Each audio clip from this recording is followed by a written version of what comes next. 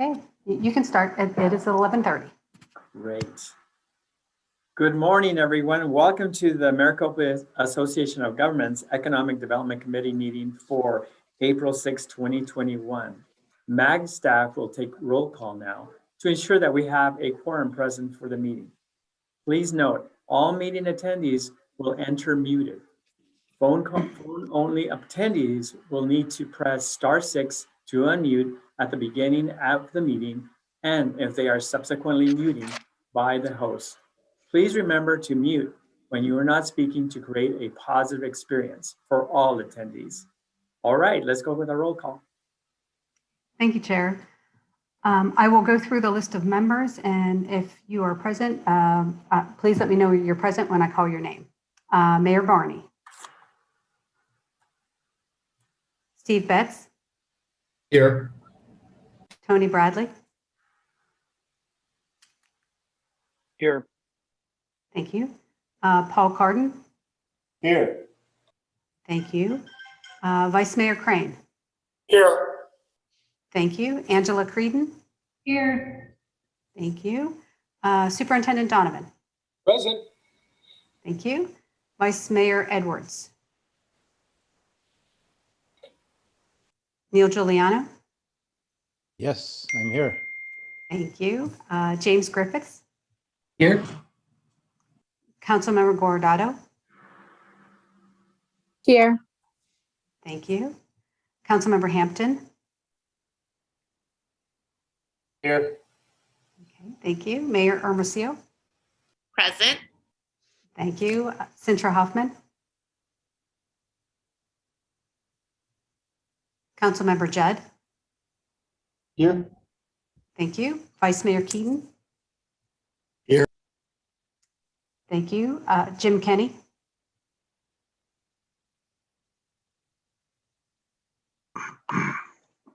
Okay, Mayor Laval. Here I am. Hey, Mayor. Governor Lewis. Councilmember Melnar.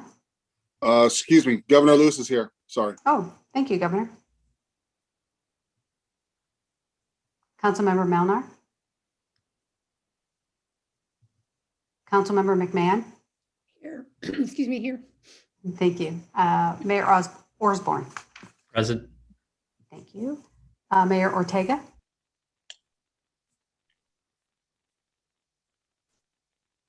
I see you there, but I didn't hear you. Councilmember Pineda. Present. And thank you, Mayor. Councilmember Pineda. Here. Thank you. Darcy Renfrew. Here. Thank you. Councilmember Rowe. Here. Thank you. Mark Sanders. Present. Thank you. Todd Sanders. I'm present. Thank you, Todd. Supervisor Sellers. Here. Thank you. Councilmember September. Here. Thank you. Vice Mayor Smith.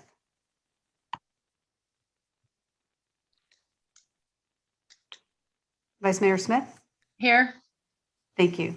Daniel Spezza. Marisa Walker. Bob Worsley.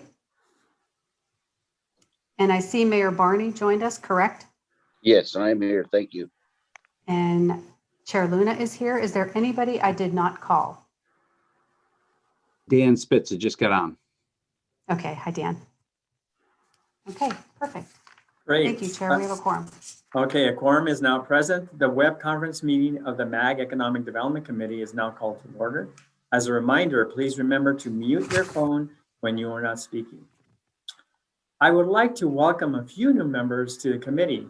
Mayor David Ortega from the city of Scottsdale, Mayor Eric Osborne from the city of Buckeye, and Councilmember Peggy McMahon from the town of Fountain Hills, and Councilmember Chris Judd from the city of Surprise. We are really excited to have you join us and look forward to your participation. Next item is called to the audience. Members of the public were asked to submit written comments related to the meeting through the MAG website. Comments may be sent at any time leading up to the meeting, but must be received at least 1 hour prior to the posted start time for the meeting. This is the opportunity for the public to comment on items that fall under MAG's jurisdiction that are not on the agenda, or that are on the agenda for discussion, but not for action. MAG staff, have we received any public comments? No, Chair, we have not received any comments for this item or any other item on the agenda. Thank you, Denise. Item 3. For our next item is approval of the February 2nd, 2021 meeting minutes. Does any member of the EDC have questions or comments on the minutes? So moved. Was that you, Steve? That was me. Okay, Second, Mayor Hermosillo. all righty. So we have a motion for approval by Mr. Betts and seconded by Mayor Hermosillo. Is there any discussion on the motion? MAG staff, would you go ahead and please take a roll call vote? Thank you, Chair. I will go through the list of members. Please indicate how you vote when I call your name. Mayor Barney. Aye. Thank you. Steve Betts. Yes. Tony Bradley. Aye. Paul Cardin. Yes. Vice Mayor Crane. Aye. Angela Creedon. Aye. Thank you. Superintendent Donovan. Aye. Thank you. Vice Mayor Edwards. Neil Juliana. Aye. James Griffiths. Aye. Thank you. Councilmember Guardado. Aye. Thank you. Councilmember Hampton. Aye. Mayor Hermosillo. Aye. Centra Hoffman. Councilmember Jed. Abstain? Vice Mayor Keating. Yes. Thank you. Mayor Laval.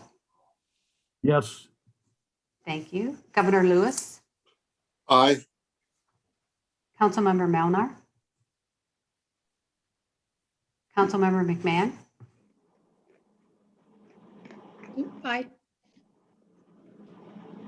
Mayor Osborne. Aye. Thank you. Mayor Ortega. Yes.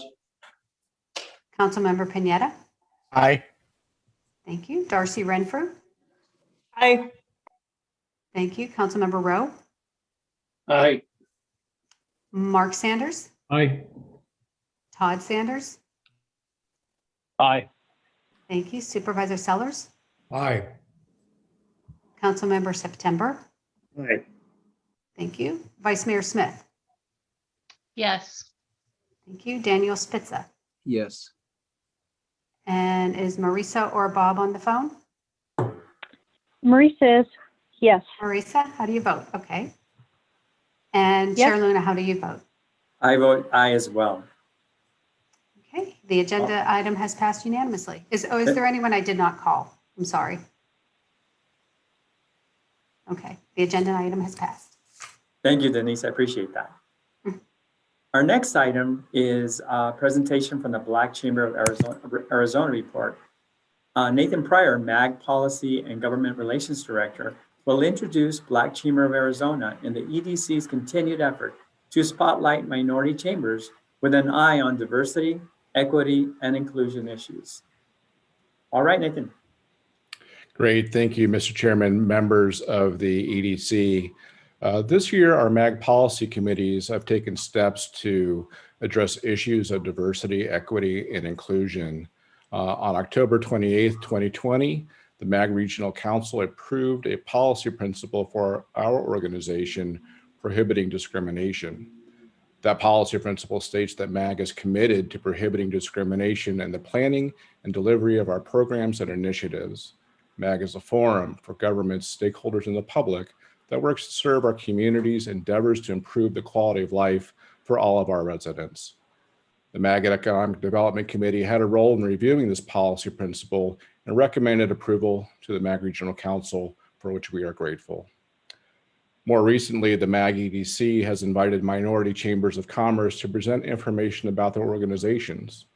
At the February EDC meeting, the Arizona Hispanic Chamber of Commerce shared their mission and involvement in the state and region.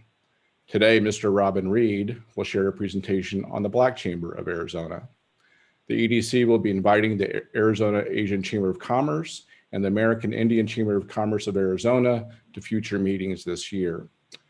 Similarly, if this body has ideas in terms of who we should be inviting or topic areas for presentations, please contact the chair or MAG staff.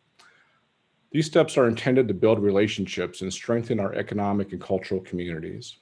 At this time, I would like to introduce and thank Mr. Robin Reed, CEO for the Black Chamber of Arizona, for being here today and presenting the Black Chamber of Arizona. Mr. Reed. Thank you, Mr. Pryor. I really appreciate the opportunity. I see a lot of names of individuals that I've had an opportunity to work with over the years, and really excited to share some of this information. So can everyone see my screen okay? Okay, good. So I was asked to just share a little bit of information on the impact of the pandemic on Black-owned businesses. And what we realized was Black-owned businesses were hit harder. All of the data supports it. You will see a lot of comparisons or references to white-owned businesses. It's important for me to note that is for the purposes of context, not comparison.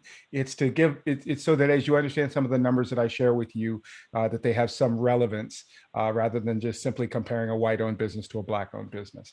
But here's some of the data points. So this is based on a survey of 3,000 small businesses that was done by H&R Block. And it showed that 53% of Black-owned businesses saw a drop in revenue due to the pandemic versus 37% of white-owned businesses. Also shows that Black-owned businesses had more trouble shifting. You know, we early in the pandemic, you know, our buzzword for everything was pivot, right? Black-owned businesses had a harder time pivoting because so much needed to be shifted to an online presence. Additionally, Black-owned businesses were more likely to have their customers submit late payments. So in a time where revenue is dropping, they were getting hit harder with cash flow challenges because of late payments from customers. I wanted to dive deeper. I couldn't find information that supported why these payments were late. So I don't know if it was the customer base they're going to that maybe were from an industry that got hit harder, so they weren't able to make payments on time. So I don't know what the context of that statistic is, but it was just evidence that more Black-owned businesses had customers provide late payments. Here's another thing, that 40% of Black-owned businesses expected to remain open over the ensuing 6 months, by comparison to 46% of Asian, 48% Latinx, and 55% of white-owned businesses expressed optimism about their ability to stay open. So out of these four major groups, the Black-owned businesses had the lowest optimism as to being able to remain in business.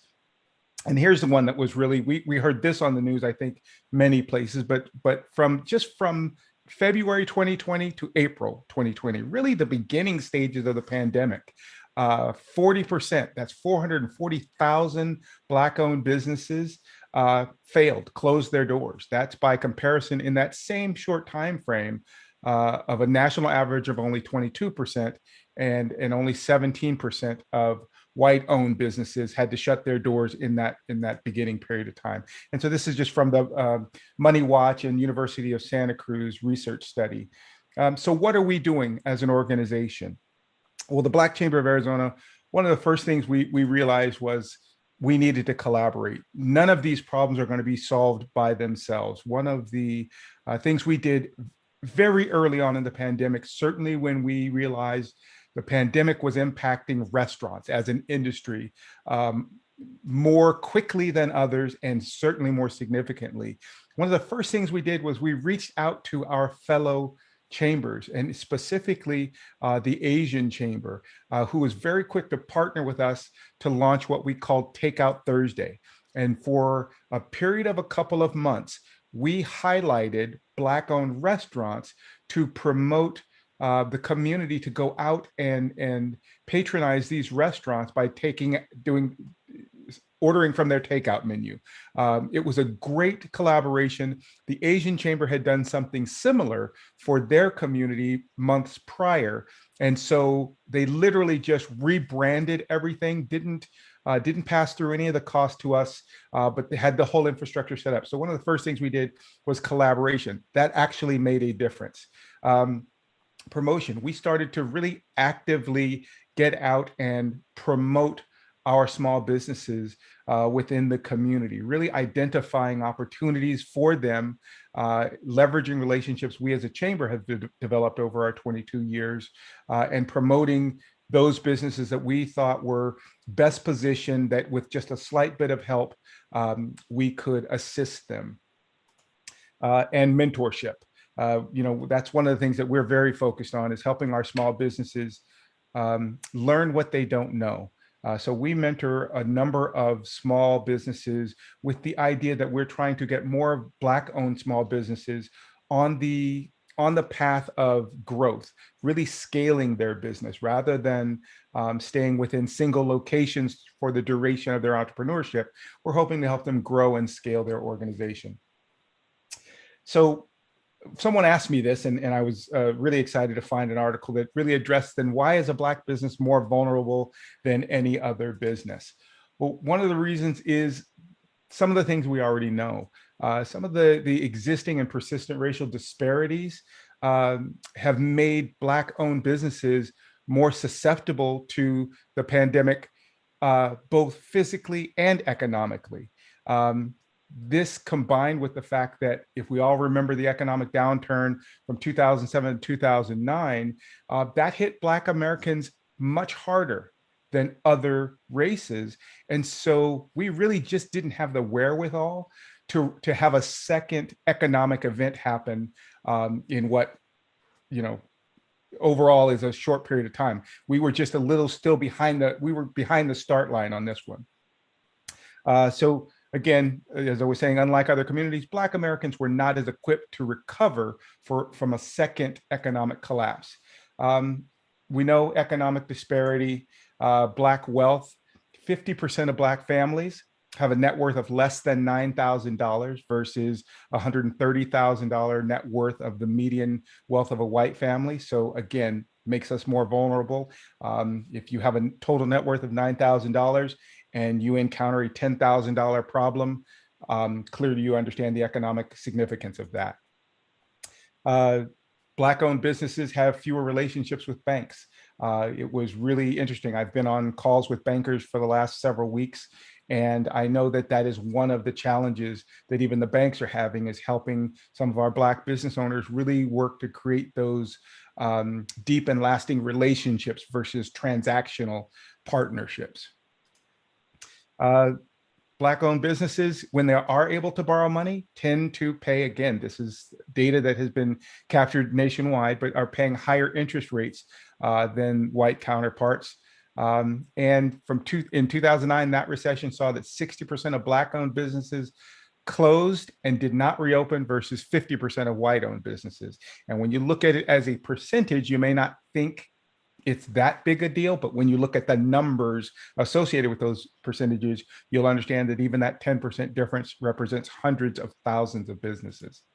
The PPP loan program, I'll tell you, and I work very closely with several of our Black-owned businesses, but because of what I just spoke of, the lack of banking relationship, for those that aren't aware, when the first round of PPP loans was launched, one of the things they didn't tell applicants, they kind of found out by default, was you need to apply at a bank where you have an account. So even if you wanted to go to a small bank, you had to open an account there. So we had several business owners that were applying but didn't have a banking relationship. So they were just getting declined over and over again. Also remembering that the first round had a minimum number of employees as a requirement for qualification, and several Black-owned businesses did not meet that requirement. So many of them were forced to close their doors because after trying to wade through the process of understanding the program and maybe seeing that there were roadblocks there, they weren't able to get the funding and ended up closing their doors, and that had an impact. That's a National Geographic article from July of last year. So what are we doing? Education. one of the things that we are really focused on is making sure through a number of financial education programs that we are teaching our small business owners how to be prepared for these opportunities. We saw personally that many of the declines for funding were really relative to how they were prepared financially. Did they have the ability to immediately print an income statement or a balance sheet? Did they have tax returns readily available to get these particular loan programs? So we've worked with, well, Cahoots has their hub, which did a hub in Mesa, one in Gilbert, now the Phoenix hub. So we have delivered some of our content there. We are also delivering our educational content for the Arizona Commerce Authority. And then we are doing the same, we did the same thing. We're working with Comerica Bank to be part of their Black Business Bootcamp series. And then we're gonna also launch the next phase of our Access to Capital program that we originally launched in 2019. Training. We're just making sure that our business owners are actually getting the tools they need to run successful business, whether it's encouraging them to participate in the diverse supplier training program that's offered by APS, or the Small Business Leadership Academy that's offered by SRP, or the myriad other programs that are out there to help educate our businesses and really teach them the foundational tools they need to operate successful businesses. And then connections. It was very interesting for those of you that had an opportunity to view the GPEC's State of Black Business report that we did a couple of weeks ago. Oye Waddell, the CEO of Hustle Phoenix, mentioned that one of the biggest things contributing to business success is having the right connections. So that's something we've become very committed to, is helping our small business owners get the connections they need. Again, we've been around for 22 years. We've worked with every major organization here in the Valley. We often see opportunities before others do, because larger companies reach out to us and let us know they exist. And so we've really begun to get active in making those connections for our small business owners. So here's the bottom line. Our small business owners, Black small business owners, are 90% more likely to have a direct relationship with someone infected by COVID. So that means that's that health risk. That's that physical health risk. Family, staff, or themselves were more likely to be infected. Black-owned small businesses more likely to report that remote work has significantly impacted their business. Now, this comes to a large degree from the industries in which Black businesses are more prevalent. If a Black business is more on the food service side or hair care or that type of thing, that doesn't convert easily to a remote work style. And so we saw a significant challenge there. And Black-owned businesses and Hispanic-owned businesses were shown to be far more likely to apply for federal loans, but far less likely to receive the funds. The data showed that white-owned businesses were 3 times more likely to receive a PPP and EIDL loan, and 4 times more likely to receive an SBA loan than a Black-owned business. So we know that some of this is just improving the education and the qualification of our minority-owned businesses. One of the things that we're very focused on is making more of our Black-owned businesses bankable. We can't just say simply because someone is a Black business owner that is the reason. We've still got to look at the fundamentals of banking and understand that sometimes it's just that their qualifications weren't met. So we're doing a number of boot camps to help, and with commercial bankers, to help our business owners understand, first and foremost, what are the qualifications for the program, so they don't make a point of applying if they know they don't meet the qualifications, and then working with them to help them meet those qualifications and become bankable. So again, we're working with, as it relates specifically to COVID, we're trying to provide unbiased, qualified information. 2.5 weeks ago, we gave a webinar with pulmonologists from Banner Health, just to give factual, straightforward information as to COVID and the importance of it. the value of being vaccinated, the importance of continuing to wear a mask once you're vaccinated, and the fact that it doesn't make you immune to the disease. It just makes you less likely to suffer lasting and severe consequences of it. So we were doing this to make sure that the community understood. So really the bottom line is, like all of other organizations, we are trying to meet people where they are in this process. COVID caught everyone I know of, every race, gender, company size, by surprise. No one was prepared for the impact of it. But what we're trying to do is help our small business owners become pragmatic visionaries, if you will, really acknowledging that this is where they are now, whatever the cause, and how do we reset our course from the position we're in right now.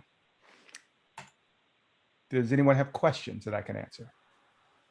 Mr. Reed, thank you for the report. Are there any questions from the membership? No questions? Okay.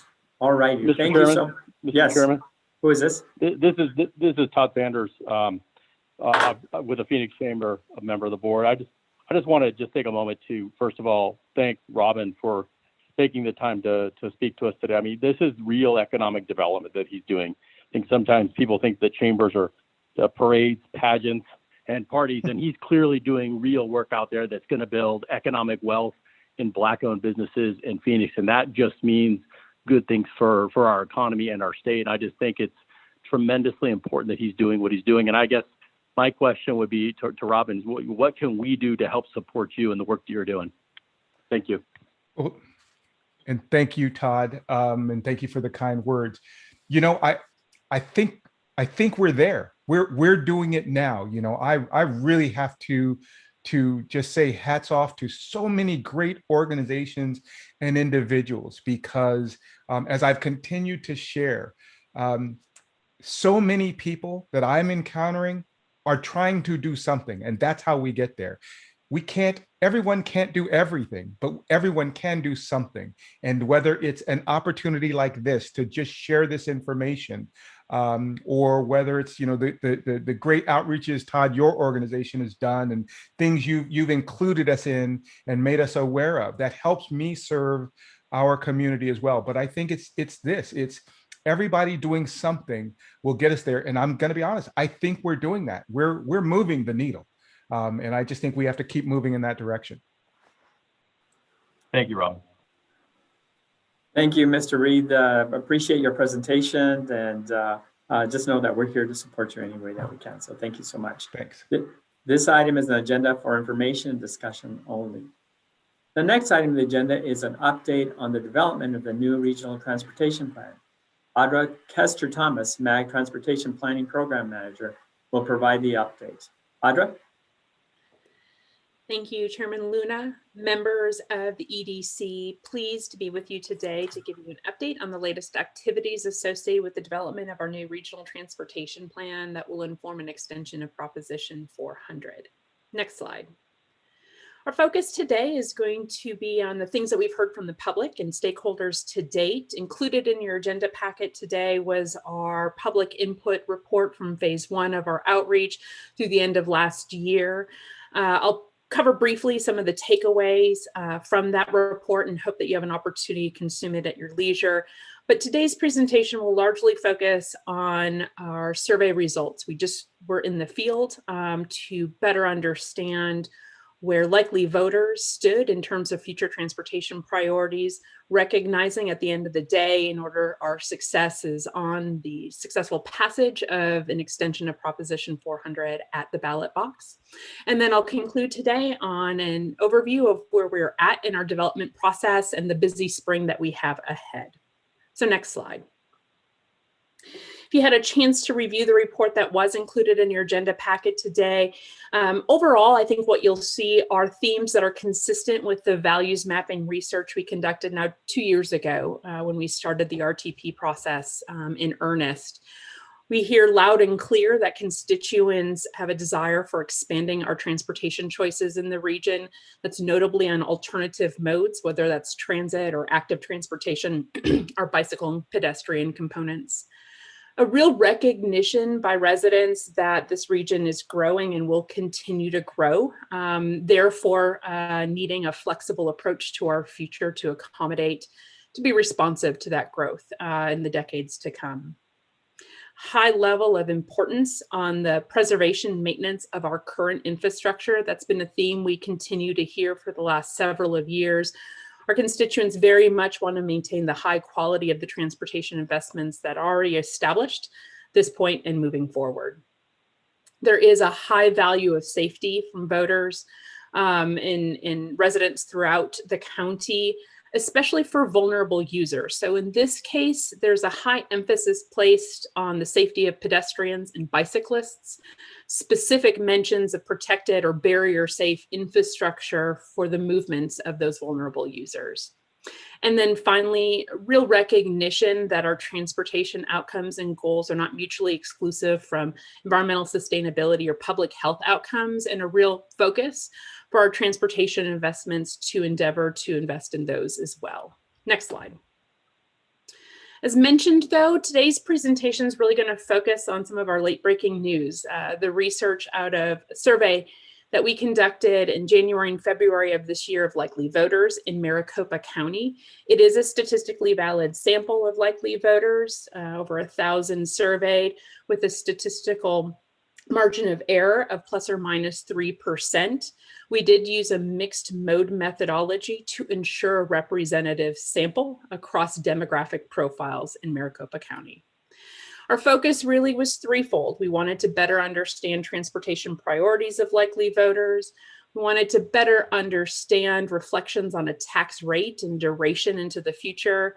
And then we also wanted to check in on economic future and prospects, whether or not the pandemic has changed the economic certainty of our constituents and would influence a decision on an election date. I'll be presenting on each of these items today. Next slide. Let's first start with transportation priorities. Next slide.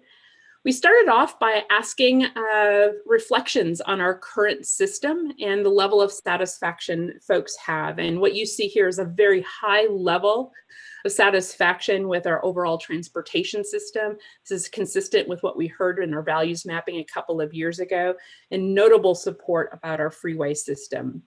A little level of satisfaction drops off when it comes to our transit elements, and that's probably not surprising. We're fairly young in our regional transit approach here in the greater Phoenix area, and this consistently is noted as one of the top priorities for future expanded service.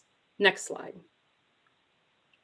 We then asked an open-ended question about what voters would see as their top priority in terms of transit investments. What you see here is kind of the umbrella categories or the big buckets of how answers sorted. You'll see at the top, we've combined the varying elements of transit-related responses, and you see a high rate of transit priorities topping the list.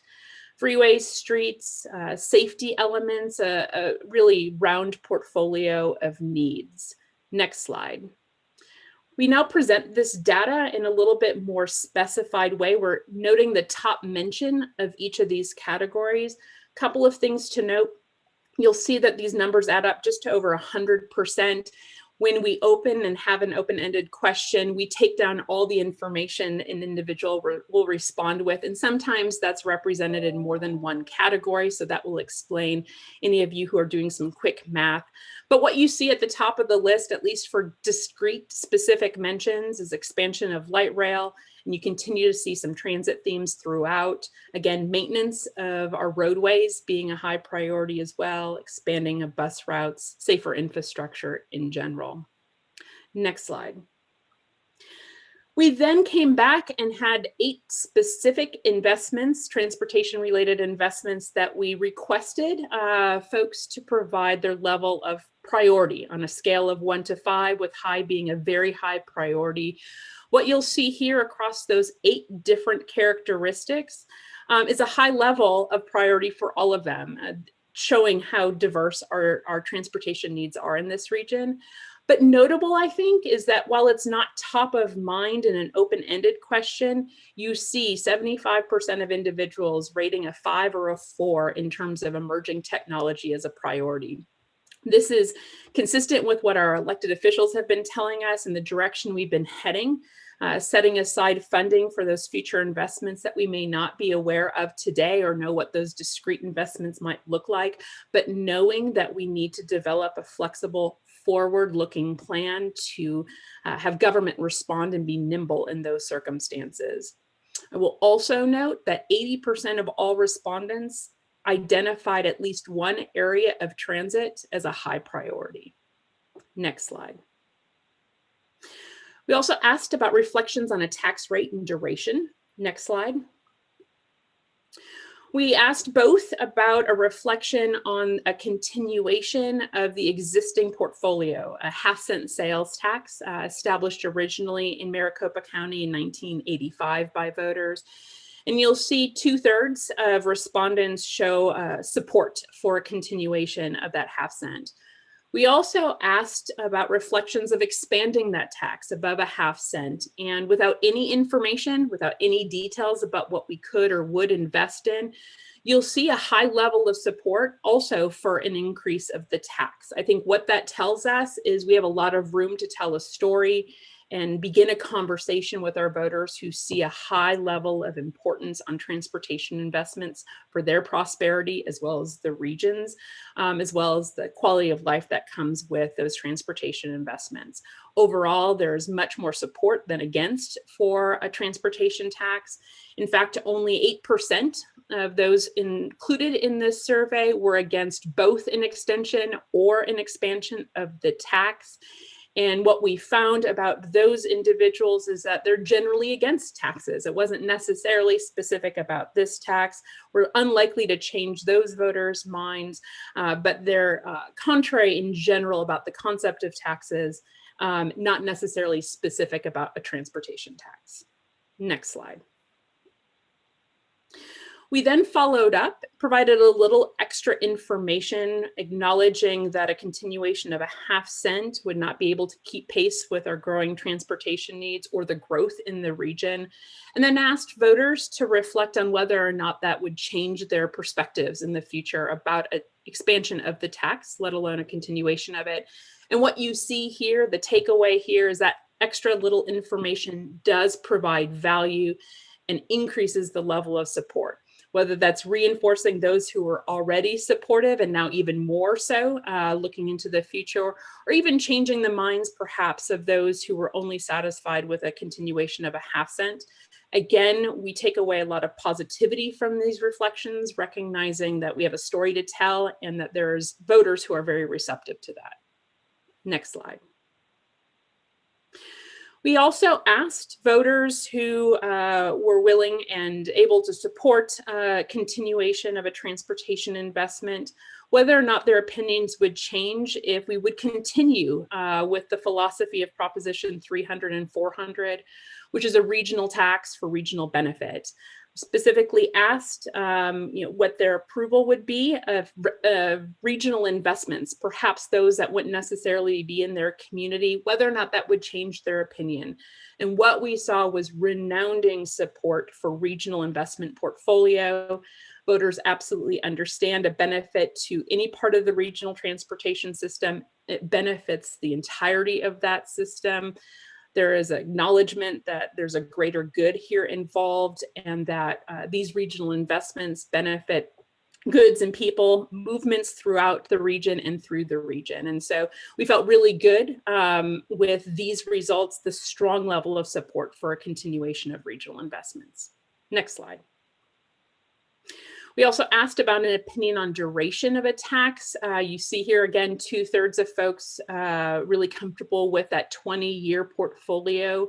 But what's interesting from our perspective and our researchers' perspective, without any details on what could be delivered with a tax or the future of an investment portfolio, 1/5 of voters actually supported a permanent tax establishment. And so I think that was curious and interesting to us, again, that we have some room and space to continue a dialogue with voters. Next slide. We also wanted to garner feedback on people's perspectives of their own financial circumstance. Again, recognition that we are in a pandemic and wanting to know whether or not the November 2022 tentative election date still made sense given the ongoing pandemic. Next slide. What we were surprised to learn was the metropolitan region's voters reflecting that they have high, excellent shape or good shape in terms of their personal financial situation, a very strong reflection on their current personal perspective, their financial outlook also, where you see most reflecting either they expect their personal economic situation to become better or at least stay the same. Only a small percentage of voters reflecting negatively about their personal financial circumstance. And I think the big takeaway for us in this perspective is that these reflections don't demonstrate financial uncertainty of the future, and that we're still a go for a November 2022 election date. Next slide. So a couple conclusions to end this part of the presentation. Next slide. We asked our researchers to build a profile of, who are those individuals, and can you find some discerning takeaways, criteria, if you will, of individuals who are more likely than not to support an increase in the tax. And what you see here are some of those characteristics. Those in bold are the primary drivers. So folks who are willing to support a tax increase are ones that definitely support regional transportation investments, even if they aren't going to be in their local community. These are individuals who understand there are needed improvements to the transportation system and recognize that takes money to invest in those improvements. These are also folks who see transit elements as high priorities. I think this is a really important takeaway from us, particularly with the question that we've been asking ourselves really over the course of the last several years, was asked as part of Proposition 400 as well, which is, do we have multiple questions on a ballot? What we're learning here is that voters are expecting a multimodal portfolio, that a standalone roadway initiative, for example, bit of a days of yore concept, and we see that also across the country. These initiatives are often multimodal in nature, and it's really rare to see a roadway-only focused initiative, except for in a local sense, perhaps as part of a bond initiative. Voters are expecting to have a portfolio of multimodal investments moving forward. To a lesser degree, and probably to no surprise to all of you, voters who were identified as more liberal than conservative were also more supportive of a tax increase, and also those who were more optimistic about their future financial position. Next slide. A few final takeaways from the research itself. Voters are really focused on broad topics and not specifics. I think this is really important to us once we deliver a consensus plan and make decisions on what will be included. And when we pivot to an educational sense, that voters are really interested in the broad picture, the big outcomes for which the package will deliver, not necessarily on the specifics. Also interesting to our research team is that voters were motivated by their attitudes, their preferences, their opinions, not by unique demographic characteristics. And so as our research team put these results through multivariate regression analysis, they weren't able to find any unique drivers, which is very interesting, the consistency across populations' demographics. But also, as you see here in the third point, regional consistency throughout the county for both support of transportation priorities and tax. We didn't see any differences from the East Valley or the West Valley. Voters are very consistent in their level of support. As noted, the multimodal investment portfolio seems to be a high driver for voters, as well as support for regional investments. Next slide. I'm going to conclude just with a perspective of where we are at and what's ahead of us, and then we'll open up for any questions that you might have. First, an update on where we stand in the development process itself. Next slide. You'll recognize this process slide that we've used before. We're now towards the end of it, working really hard and feverishly with our team internally to prepare now budgeted scenarios, ones that are comprised of projects and potential programs that fit within a budget. We are presenting and plan to present those scenarios here at the end of the month to our management committee work group, and then bring those through our committee process next month and work the remainder of this spring on evaluating and discussing some of the tough trade-off questions that we have ahead. I will remind you all, as part of this process, we are developing 2 scenarios that are with a half-cent continuation of a tax, but given our dramatic need, transportation need reflected by our member agencies, but also recognition of our future growth, we are also presenting 2 scenarios if we were to increase our tax to 1 cent to help demonstrate what we could potentially deliver more of if we were able to expand that tax. Next slide. What does this look like in terms of a calendar? I'll orient you here to our springtime. Focus over the next weeks and months really will be driving from our options that we'll lay out as part of those budgeted scenarios, and then drive our policymakers towards a consensus decision, both on a tax rate and then the investments that will comprise support for that tax rate. These will be high capacity transportation investments, as well as a multitude of program investments with set aside funding associated with them. Our goal by this summer is to reach consensus on what those big projects are and the programmatic investments will be, so that we can move into our 6-month process for our conformity analysis. By way of reminder, we are in a non-attainment area for air quality, so we need to go through this federally required process to ensure the composition of the plan meets our air quality targets, with the intent to deliver that plan for regional council consideration and adoption at the end of this year. Next slide. That will allow us to move into the 2022 calendar by initiating conversation with our legislature and receiving enabling legislation authority so that we can go to voters November of 2022. Next slide. I think the one thing I want to leave you with today is an ask of action.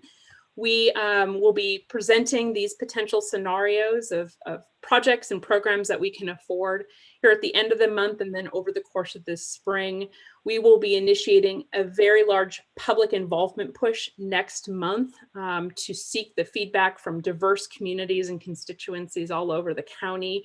We need your help in doing so. Please reach out, connect us with meetings or opportunities to meet with your constituents or stakeholders. In May in particular, we won't turn any invitation down.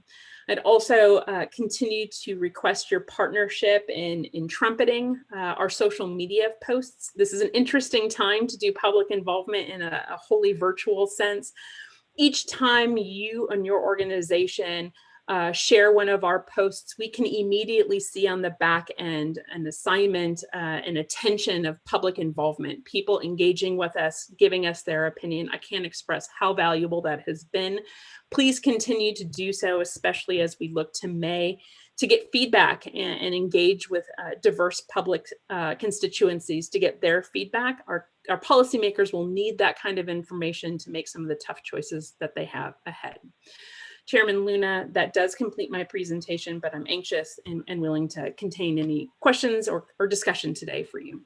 Thank you, Mrs. Thomas. Are there any questions from the membership? Yeah, Chairman Lemon. Yes. Yeah, this Jack. Supervisor. Audra, I would just like to ensure that I get copies of your presentation slides today. Most certainly, Chairman Sellers, I'd be happy to deliver them after this meeting. Thank you. Thank you, Chairman Sellers. Any other questions from the membership? I would also like. I had a question. Mind. Betty Gallardo, please. Guardado, I'm sorry. Thank you for your presentation. I would also like a copy because I'm on the transportation committee here at Fountain Hills, so I'd like to discuss it with them as well. Right. Anyone else? I had a question. Councilwoman Guardado. Go ahead. Yeah, I just wanted to thank everyone. I wanted to thank Meg's leadership with their Momentum public engagement process that is going on. I love the presentation. I love the the feedback. And I'm reading through the report and knowing what I hear from residents in West Phoenix. I really believe that now is the time for us to bring back the light rail to the West Valley. I was not in office when the line was killed, the one that was coming into the west side to Glendale. But while the plans now envision an extension down the 10 to 79th Avenue, there's definitely a lot of growth that's happening on the west side. We just got done doing a meeting with John F. Long on the Algodon area and all the redevelopment that's going to be happening there. I think Glendale has done an amazing job out in Westgate and everything that is happening there. So I do think that it is the time to bring back the conversation to really talk about how is it that we can connect Mesa, Tempe, Glendale, Phoenix. How is it that we can get people to a game, to a Cardinals game, making sure that we can get people out to the west side when we have spring training happening. I think it's been innovative in terms of everything that's happened in Tempe because of the light rail and everything that is happening in downtown because of this. I see on your plan that you have the 15-minute neighborhoods. Definitely something that I am advocating for out in the west side. On how do we make sure that people can actually live, work, study out in the west side. But if they do need to leave the west side, I know that right now, maybe it's not very present in our minds in terms of how hard it is to get from the west side down to the east side, how it does on a normal day pre-COVID.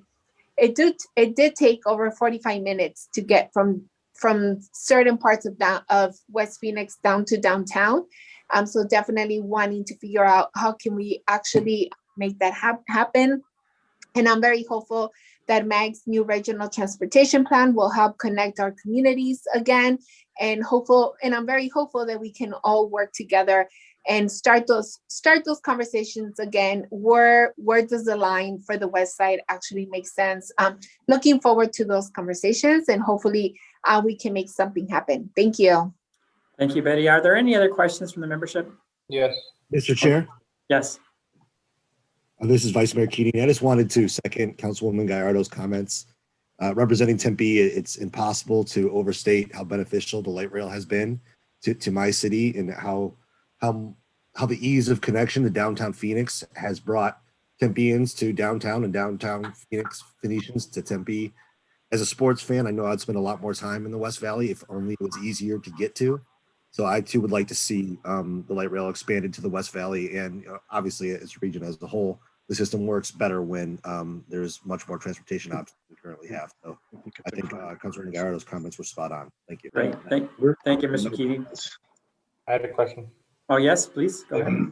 We're fine. So I didn't see, does the report, do we have final what's first, what the priorities are on the recommendation priorities for the plan yet?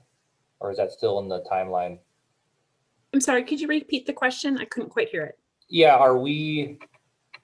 is there already a priority list on what would be going first? I know some things have been shifting back and forth. I just want to make sure there's equity between all of the regions within the valley. From a geographic perspective? Yeah, exactly. Yeah. Thank you, Chairman Luma, members of the EDC. So that's a great question, and illuminates some of the challenges in putting together a regional transportation plan for one that's as large as ours. So we are looking at a variety of things. We have established goals for the RTP. Policymakers did that now over a year ago. We're using those as a guidance, as well as from a technical evaluation perspective, using data to identify projects that are in areas of higher need relative to those goals established as part of the RTP. But in addition to just identifying high priority projects and perhaps the highest priority projects, because just to acknowledge, we just have so much need in this region. We also want to be able to recognize and acknowledge balance across the region. And so that's probably one of the more difficult things to achieve, especially with retaining just a half cent, acknowledging that from our Proposition 400 portfolio of projects, we've had to defer over 40% of the projects we originally envisioned in delivering because of the Great Recession. So we not only have a backlog of needed investment, but we of course have continued future investments that will look over the next generation or two. So those are the challenges we're faced with in developing those scenarios. What you will see when we deliver them here in the next month or so, both a geographically balanced portfolio, but different kinds of modal investments as well. So we are taking all of that into consideration. Yeah, I just want to make sure that things we promised in the other propositions, 300, 400, are seen through. Because I know we've been promising our residents a lot for the last 10 plus years. So I just want to make sure that some of those priorities are met. I mean, across the valley. So. All righty, thank you so much. Thank you, Audra, for that presentation. I appreciate it. This, oh, wait, somebody else had a question? Yes, this is Chairman Luna. Go ahead, Sintra. So just, I wanted to go back to Councilmember Guardado's comments. I think those were really spot on. I want to enunciate that with some statistics using, with our partnership with MAG, we've been promoting a lot of what's happening in terms of the growth in the West Valley, with our population today being 1.7 million and projected to grow to over 2 million by the year 2030. So definitely more than 50% of the growth in Maricopa County over the next 2 decades will occur in the West Valley. So I echo what Councilmember Guardado mentioned. And one of the things that we keep tracking very closely is, who's moving to not only the West Valley, but to Maricopa County, and where are they moving to? And we've been tracking a lot of the information coming out by the Phoenix Business Journal, which shows that there's an increased movement of millennials moving to this region. We also saw with the pandemic that a lot of the millennials chose to live more in the suburban communities. And so I do think that there's definitely a need to have more transit services and more of that light rail option. We definitely saw all the great benefits that brought to the Tempe region. So yeah, we'd like to share on that too. So thank you. Thank you, Sintra. Any other questions? All righty, thank you. Thank you, Audra. That's a great presentation. Next item is discussion on preparing Arizona workforce, including a request for research on how Mexico prepares its students for specific industries such as the maquiladoras. Superintendent Greg Donovan will lead the discussion. Greg? Thank you, Chairman Luna, and thank you everyone for this little bit opportunity. WestMec serves the greater West Maricopa County area, and EVIT is our counterpart in the East Valley. From WestMec's perspective, and I'm sure EVIT's perspective, is are we preparing the workforce for tomorrow? And MAG has done such excellent work, and I know our next agenda item again is the Arizona, some of that work that's taking place. And I think we wanted to take a moment today to ask this astute group, is there a way for WestMec and possibly EVIT to connect to any of our southern border manufacturing and employment opportunities? But as importantly, how does Mexico prepare its workforce with this extreme back and forth opportunity that we see growing? And even in some cases here in Maricopa County, where some production takes place, then things are shipped to Mexico for final assembly, and vice versa. Things are partially assembled or created in Mexico and sent up to Maricopa County or Arizona for completion. So we really, through my advisory committee to the superintendent, which we're always asking the question, are we preparing for the future workforce? Are we meeting the employment needs of Maricopa County, the state of Arizona, and the United States of America? And then how does this affect the global economy? I wanted to ask the question today to all of this team. Can you help me connect to any of the training opportunities in Sonora specifically, but maybe Mexico or northern Mexico, closer to the United States? And do you believe we're doing our job? And so I would love to have that input, and this may not be the total time for us to completely get into it, but if you could raise your hand or let MAG know, we could start to communicate individually after the fact. We've worked a lot with West Mark in what we're doing here in the West Valley and making sure we're connected. as Mayor Godardo just commented on the work there at Algodon at the 101 in Thomas on the west side, West Mech has just completed closing on a 30-acre campus potential at that location. And when you look at that location, we want to make sure that we are serving both our high school and adult communities for the appropriate career training with the heavy-duty emphasis on manufacturing, logistics, all the things coming out to the West Valley 303, the Southern Loop of the 202. And as Sintra said, the West Valley is just ripe for growth. As Vice Mayor Godardo said, what's happening with potential future light rail expansion and moving potential workforce back and forth. So I'm asking this astute committee, is there any of you through those connections that can help us connect with workforce training in Mexico? I think we can both learn. And are we doing what needs to be done for all of you to prepare for that future workforce? All right, thank you, Superintendent Donovan. Are there any comments, questions from the membership? Does anyone want to forward or talk about some potential partnerships with Mexico? I'll go ahead and let the membership go ahead and speak if they do. And certainly I can go ahead and give you my input in terms of how we've worked with Mexico, in terms of looking how they train their employees. Are there any comments from the membership? Yes, this is Robin Reed. So I can speak to you had a two-part question. Number one, are you effective? Yes, I can tell you firsthand that you're effective. My daughter graduated from the West Mech Veterinary Sciences program. She's finishing her undergrad at ASU. She's already been accepted at Colorado State, which is one of the top veterinary universities for her program. And she'll be traveling next year to South Africa to study large animals. So all of this came from, the love of caring for animals that she gained from the West Mech program. So that's that part of it. The other part of it is, yes, I've had the opportunity with several of the people on this committee to travel to Sonora and Hermosillo multiple times on trade missions over the last 5 years, have built very deep relationships, and would be more than happy to share those relationships in an effort to help that area benefit from some of the great things that West Mech is doing here. Any other comments from the membership? Yes, this is Councilwoman Guardado. Yes, Councilwoman Guardado, go ahead. Yes, yes, Superintendent, definitely would be more than happy to help connect you through our Sister Cities program. I know that we could probably set up a meeting with the consul from Mexico, with Jorge Yescas, to try to figure out how is it that we can make that connection. How do we use the consul here to help us connect you? And through our Sister Cities program, I think that we can help set up some of those meetings and making sure how is it that we can be helpful out there. And as you know, I'm one of the biggest.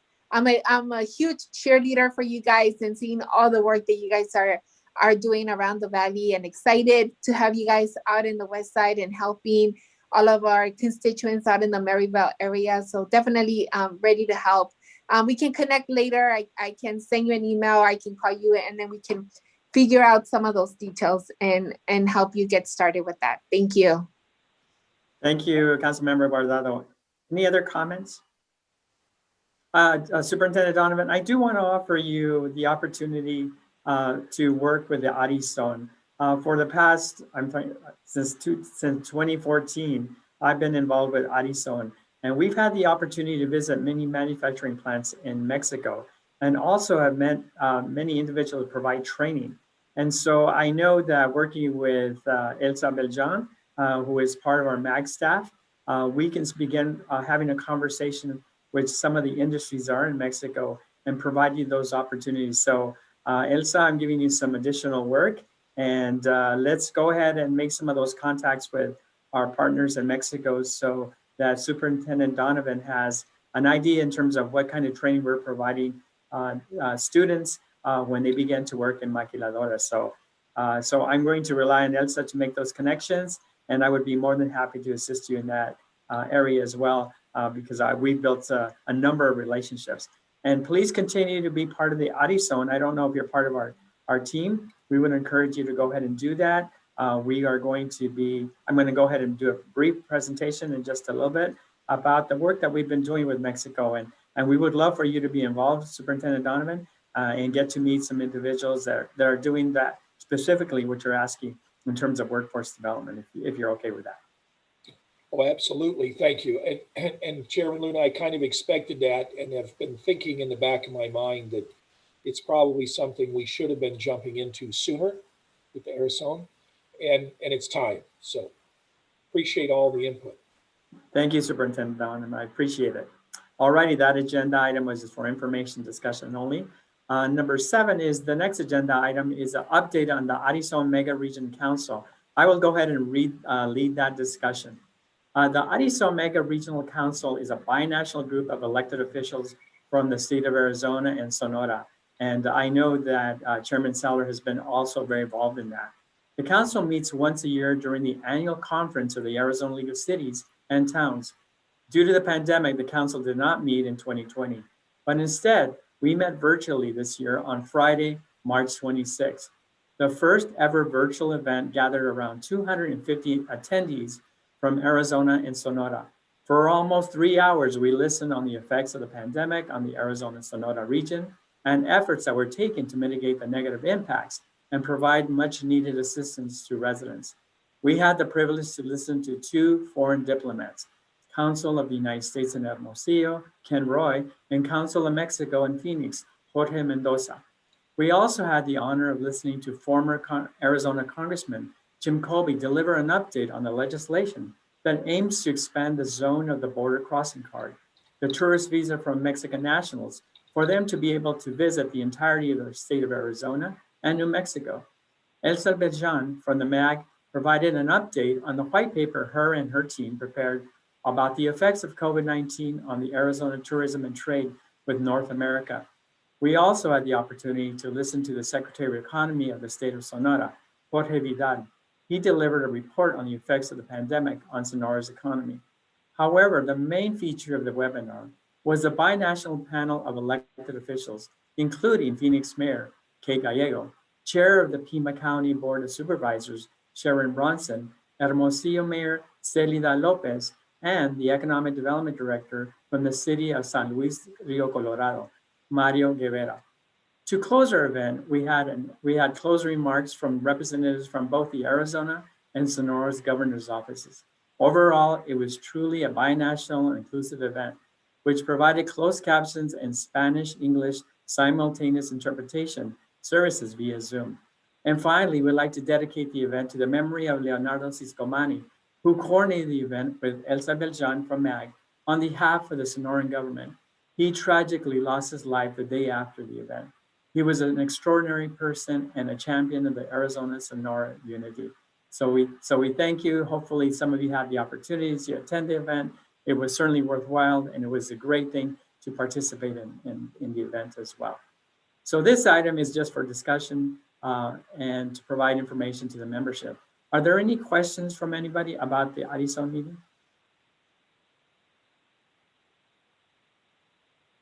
All righty, thank you for giving me that opportunity. The next item is request by the membership for any items on the future agenda. Are there any items that you would like to discuss for our next meeting?